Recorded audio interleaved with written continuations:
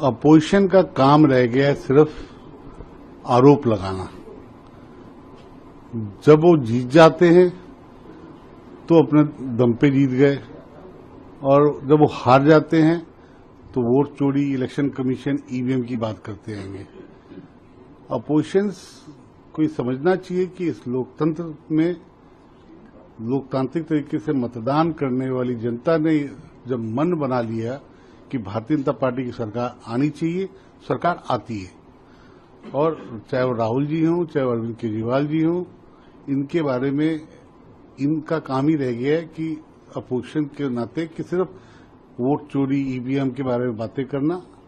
ममता जी भी ये आरोप लगा रही हैं, लेकिन लोकतांत्रिक तरीके से वहां की जनता ने अपने मतों का प्रयोग करके भारतीय जनता पार्टी को, मेरे प्रधानमंत्री आदरणीय नरेंद्र मोदी जी पे विश्वास जताया, हमारे गृह मंत्री अमित शाह जी पर विश्वास जताया, और हम उस मतों के दम पे, जनता के मतों के दम पे और अपनी पार्टी के संगठन के दम पे हम ये सत्ता में आए हैं। और अपोजिशन के पास कुछ रहा नहीं है तो ऐसे आरोप लगा। अपोजिशन का काम रह गया है सिर्फ आरोप लगाना। जब वो जीत जाते हैं तो अपने दम पे जीत गए, और जब वो हार जाते हैं तो वोट चोरी, इलेक्शन कमीशन, ईवीएम की बात करते रहेंगे।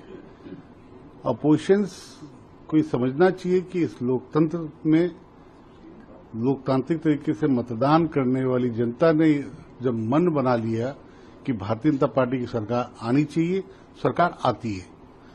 और चाहे वो राहुल जी हों, चाहे अरविंद केजरीवाल जी हों, इनके बारे में इनका काम ही रह गया है कि अपोजिशन के नाते कि सिर्फ वोट चोरी, ईवीएम के बारे में बातें करना। ममता जी भी ये आरोप लगा रही हैं, लेकिन लोकतांत्रिक तरीके से वहां की जनता ने अपने मतों का प्रयोग करके भारतीय जनता पार्टी को, मेरे प्रधानमंत्री आदरणीय नरेंद्र मोदी जी पे विश्वास जताया, हमारे गृह मंत्री अमित शाह जी पर विश्वास जताया, और हम उस मतों के दम पे, जनता के मतों के दम पे और अपनी पार्टी के संगठन के दम पे हम ये सत्ता में आए हैं। और अपोजिशन के पास कुछ रहा नहीं है तो ऐसे आरोप लगा।